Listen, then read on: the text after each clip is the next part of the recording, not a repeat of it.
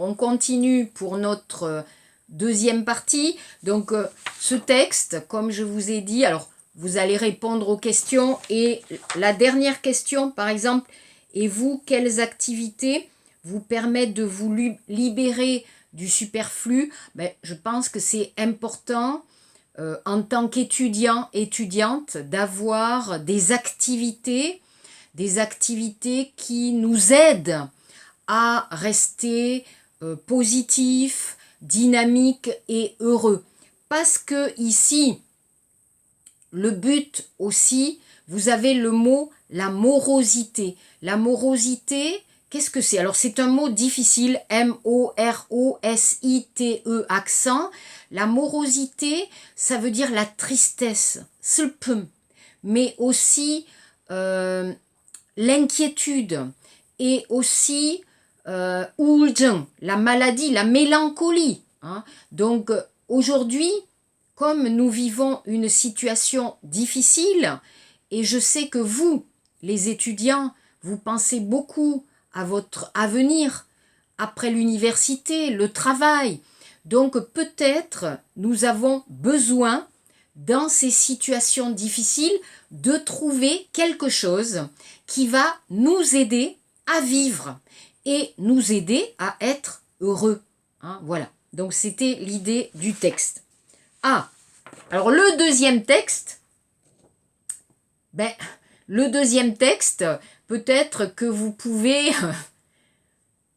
Alors vous allez comprendre, bien sûr, le vocabulaire n'est pas simple. Le texte n'est pas facile, mais je trouve qu'il est aussi très intéressant parce qu'il parle de nous, qui nous sommes aujourd'hui avec l'utilisation des réseaux sociaux, SNS, Facebook, Twitter, Instagram, etc. Peut-être que vous l'utilisez, moi j'utilise, donc je peux voir un peu dans ce texte un peu des problèmes, les problèmes de notre société moderne. Alors, qu'est-ce que je peux dire de ce texte? Alors, il faut comprendre le titre. Miroir, mon beau miroir. Alors, ça c'était difficile peut-être. Alors, vous comprenez, Raoul, le miroir, d'accord? Mais ici, ce titre vous fait penser au conte d'Onra de Henderson, qui s'appelle Blanche-Neige, Pexol Kongju. Vous connaissez ce conte et vous avez la gentille Blanche-Neige, mais vous avez la méchante, c'est Oma, Magnon, la sorcière qui dit tous les jours, qui se regarde, miroir, mon beau miroir, qui est la plus belle dans ce royaume?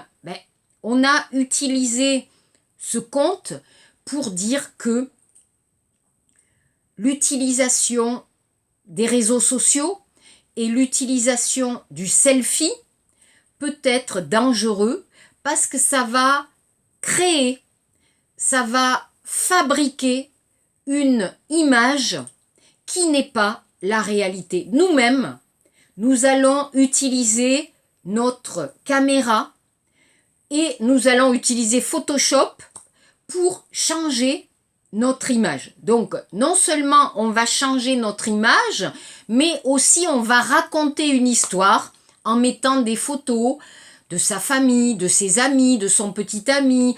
J'ai voyagé à Paris, j'ai mangé ça, etc. Mais tout est peut-être pas la réalité et ça, c'est un problème. Alors, ce texte, on peut dire que ce texte critique le monde d'aujourd'hui et la mauvaise utilisation du selfie et de Twitter, etc. Donc, vous avez aussi le mot le tout à l'ego.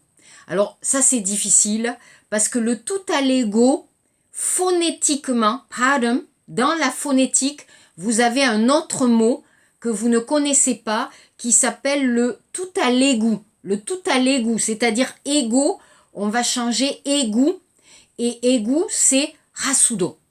Donc ça veut dire que finalement on devient un peu comme seregi, comme une poubelle où on va tout mettre sur notre vie, notre histoire, nos amis, notre famille. Hein. Vous voyez, c'est comme ce léguiton et on va mettre dedans.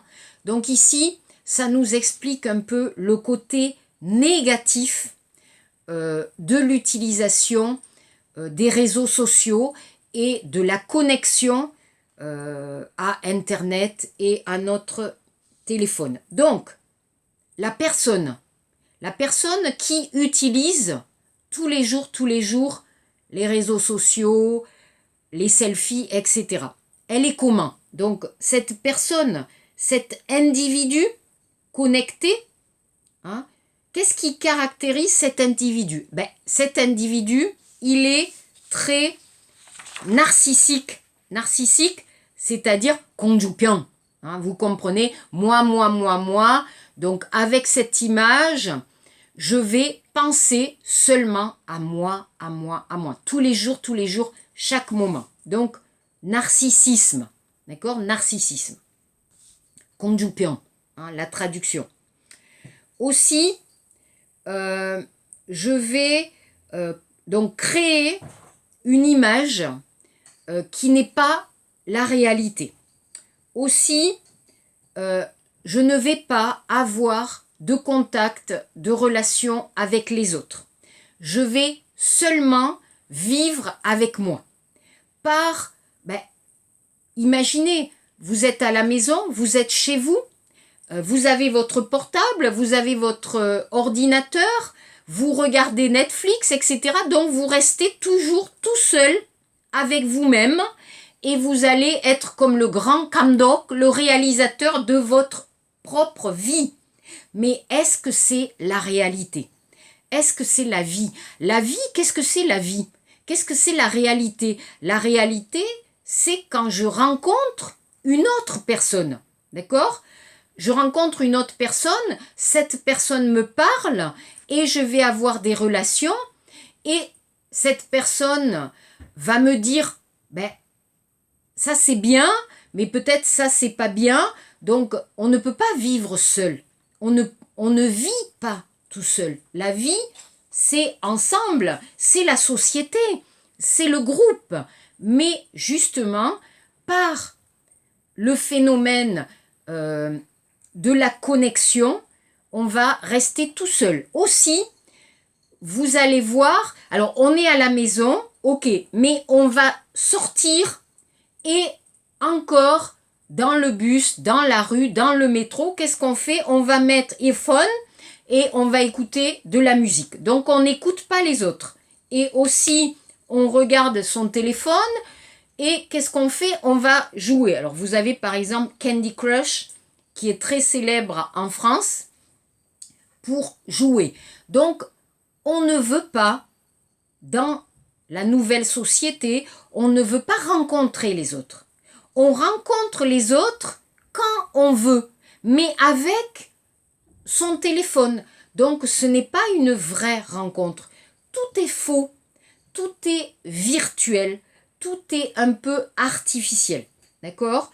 Donc c'est la dernière partie. Alors la dernière partie du texte, ça veut dire que aujourd'hui, il y a un individu, une personne, seule, qui va créer son monde, qui va créer son image, mais qui n'a plus de relation vraie, de contact vrai, de rencontre vraie avec les autres. Donc bien sûr, ce texte critique, c'est un texte, le journaliste, alors le journaliste c'est Guy Valette. Guy Valette, il est journaliste au Monde et on peut dire que dans ce texte, il critique l'identité numérique. Vous voyez, l'identité numérique. Alors, vous pouvez me demander, si vous êtes dans la classe, mais professeur, qu'est-ce que c'est l'identité? Mais je pense qu'il y a plusieurs identités. D'accord? Par exemple, l'identité, moi, mon identité, je suis française. D'accord? Je suis née en France. J'ai été à l'école française. mes parents sont français. Donc, une partie de mon identité, c'est la France, la langue française, la culture française. Mais pas seulement, puisque moi, j'ai décidé de devenir, j'allais dire devenir coréenne. Non, j'ai décidé d'aller en Corée.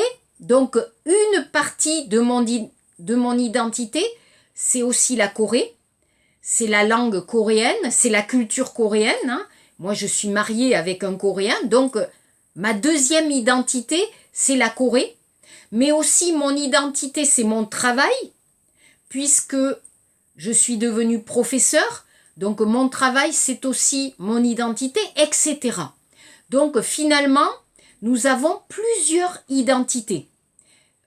Quand nous naissons, et petit à petit, par notre vie, par notre expérience. Par exemple, vous avez choisi le français. Donc, une partie, opuro, shipuro, ishipuro, mola, mais une partie de votre identité, c'est le français. Quand vous allez choisir d'apprendre une langue ou d'apprendre la philosophie, hein, ou d'apprendre l'art, ou d'apprendre le coréen, ou d'apprendre les mathématiques, vous allez construire une identité, vous voyez. Mais cette identité, être coréen, être français, être étudiant de français, être professeur, c'est assez naturel, d'accord. Mon visage, par exemple, je ne veux pas changer mon visage. J'accepte mon visage, mon identité. Alors, je peux changer un peu, mais c'est assez naturel, d'accord. Le problème du système des réseaux sociaux et de l'image, du selfie, etc., c'est qu'on va construire une image qui peut être fausse et qui peut être dangereuse. D'accord. Voilà l'idée du texte. Mais je voudrais bien être dans la classe pour vous expliquer, pour vous parler de tout ça. Ok. Ensuite, le troisième texte qui est le plus difficile. Mais il me semblait important de le prendre, de le choisir pour vous dire que la Corée est un pays très moderne. Et nous utilisons tous les réseaux sociaux, notre portable, etc. Mais le livre, à mon avis, va exister longtemps. Et le livre a des bienfaits. Alors vous avez le mot bienfait. Vous comprenez? Bien faire. C'est-à-dire que le livre va nous donner quelque chose. Le livre va nous apporter quelque chose. Le livre, c'est un cadeau. Hein, c'est comme un cadeau. Et même, il y a la comparaison, Pigio, il y a la comparaison. Le livre, c'est comme une rencontre. Le livre, c'est comme une personne. Imaginez, je pense, souvent les étudiants coréens disent « Oh non, professeur, je n'aime pas lire ». Moi, je pense que ce n'est pas vrai. Souvenez-vous. Maintenant, non. Parce que maintenant, pour vous, le livre, c'est le travail. Pour vous, le livre, c'est l'étude. Mais ce n'est pas vrai. Souvenez-vous quand vous étiez petit, quand vous étiez enfant, quand vous étiez jeune. Peut-être que vous avez lu un livre que vous avez beaucoup aimé et qui est encore un souvenir, un beau souvenir pour vous. Donc ici, ce texte, alors c'est intéressant puisque ce texte, il est écrit pour U-Box. U-Box, c'est un service de lecture francophone en streaming. Alors, par exemple, je comprends, ah professeur, je ne veux pas aller à Kyobo, je ne veux pas acheter des livres, c'est trop cher, blablabla. Mais maintenant, vous pouvez, avec U-Box, vous pouvez, pas très cher, faire un streaming et vous pouvez lire aussi sur votre ordinateur, sur votre téléphone. Ça, c'est pas important, hein. Le livre, comme ça, ou votre tablette, Tab, c'est la même chose. ok? Alors, les bienfaits. Rapidement, qu'est-ce que le livre peut nous donner? D'abord, ça peut nous aider à imaginer, d'accord? Alors, pourquoi? Je lis une histoire. Il n'y a pas d'image. Ce n'est pas un film. Et j'imagine. J'imagine le paysage. J'imagine le personnage. Et je peux imaginer ce que je veux. Je suis libre dans mon imagination. Donc, le livre permet d'imaginer les choses, d'avoir beaucoup plus de créativité. Très bon.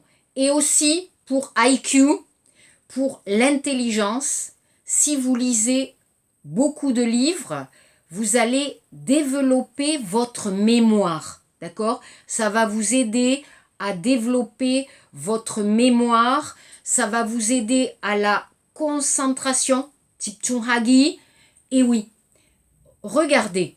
Aujourd'hui, on utilise beaucoup notre ordinateur. Et finalement, on va oublier facilement. Et c'est très difficile de se concentrer. 집중하다, se concentrer. Moi aussi. Comme je regarde mon ordinateur, je travaille avec mon ordinateur, je vais oublier. Et je ne vais pas arriver à bien faire quelque chose. Grâce au livre, je peux imaginer. Je peux développer, je peux développer mon intelligence. Et ça, c'est magnifique. Hein, c'est magnifique. Aussi, le livre peut nous aider. Alors ça, c'est pour vous. Pour le français, le livre peut nous aider, pour l'oral, à avoir la capacité, de pouvoir convaincre les autres. D'accord? Le livre nous aide à apprendre du vocabulaire. Le livre nous aide à bien écrire. D'accord? Donc ça, c'est le côté école, études. Les livres vont beaucoup nous aider dans nos études. Ok? Mais c'est aussi un plaisir. Hein? C'est pas, oh là là, je prends le livre, c'est difficile. Non, ça peut nous aider à nous détendre, oublier. Vous avez ici l'expression Mauriac, qui est un écrivain, 작가, du XXe siècle, 20세기, 작가, 유명한 작가, nous dit « La lecture, c'est une porte ouverte sur un monde enchanté. » Je suis tout à fait d'accord avec lui, mais c'est aussi un grand bol d'air. Alors, si je compare avec le vélo, au début, je vous ai dit que le vélo, c'était physiquement une liberté. Ok? Si je compare le livre, mentalement, c'est une liberté. Donc, nous sommes des êtres humains, ingan. Qu'est-ce qu'il faut faire? Il faut utiliser notre corps, mom, en faisant du sport, en mangeant bien, en dormant bien. Ok? Donc, on va travailler avec notre corps. Mais aussi, on va travailler avec notre mental. Donc, qu'est-ce qui peut nous aider? C'est la lecture. La lecture peut nous aider à nous reposer, à nous libérer. Hein, voilà, hein, c'est comme l'image, mais c'est aussi, je pense, une sorte de myeongsang, c'est une sorte de méditation. Pour moi, bien sûr, peut-être pour vous, vous n'aimez pas, mais je sais que dans la classe, hein, il y a des étudiants et des étudiantes qui aiment lire. Alors, lire en français, pour vous, ce n'est pas quelque chose de facile, mais lire en coréen, lire de la littérature, ou de la poésie, ou un roman, ou de la science-fiction, ou manhwa, une bande dessinée, ce n'est pas important, hein, mais le livre peut nous aider à être aussi plus heureux. Enfin, la dernière partie, certains livres changent notre vie. Alors peut-être pas vous, mais en France, alors moi, quand j'étais jeune, quand j'étais lycéenne et étudiante, il n'y avait pas encore d'ordinateur, de téléphone portable. Et je sais que je lisais beaucoup de livres. Quelques livres m'ont aidé quand j'étais triste, quand j'étais seule, quand je n'avais pas beaucoup d'espoir.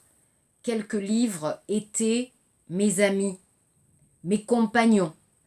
Et vous voyez un ami, vous avez votre ami dans le sac et vous pouvez prendre votre livre et vous pouvez lire et ça vous aide. Voilà. Donc j'ai aussi choisi ce texte pour vous dire que il y a plusieurs façons d'être plus heureux. Dans les situations difficiles, vous, moi, tout le monde, en Corée, en France, en ce moment, pendant la période du coronavirus, nous sommes un peu malades, physiquement, mentalement.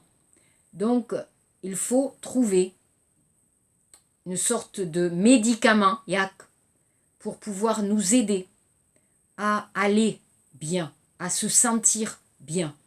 Donc, je pense que une activité physique et une activité mentale peuvent nous aider à aller bien, à vivre bien avec les autres, à être assez fort pour pouvoir vivre dans la situation du coronavirus, hein, aussi. Mais je ne critique pas Internet, les réseaux sociaux, Facebook, Instagram. Je ne critique pas. Pourquoi? Moi-même, j'utilise.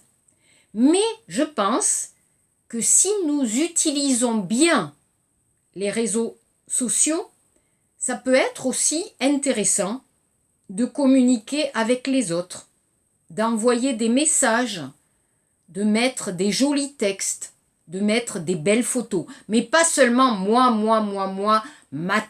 mon visage, ma famille, mon histoire, non. Mais on peut échanger et on peut communiquer sur plusieurs sujets. Voilà. Donc, ces textes me semblaient importants et j'espère que vous les avez aimés. Pas comme un examen, mais aussi pour vous aider à vous sentir bien, vous sentir mieux dans des situations difficiles. Ok, voilà pour notre examen.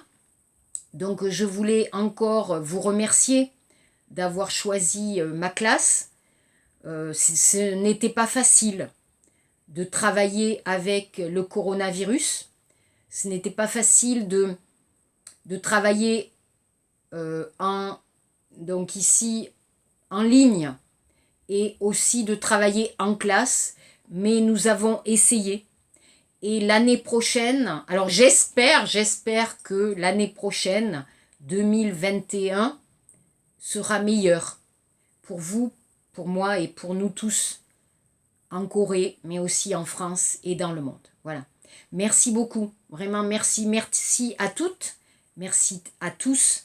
Bien sûr, l'année prochaine, peut-être nous n'avons pas de classe ensemble, mais vous connaissez mon bureau, vous connaissez mon Kakao Talk. Donc, si vous voulez me contacter, si vous avez besoin d'aide, vous pouvez me contacter. Je serai très, très contente de vous aider. N'oubliez pas aussi le DELF. Pour vous, le DELF, c'est comme le TOEIC, le TOEFL.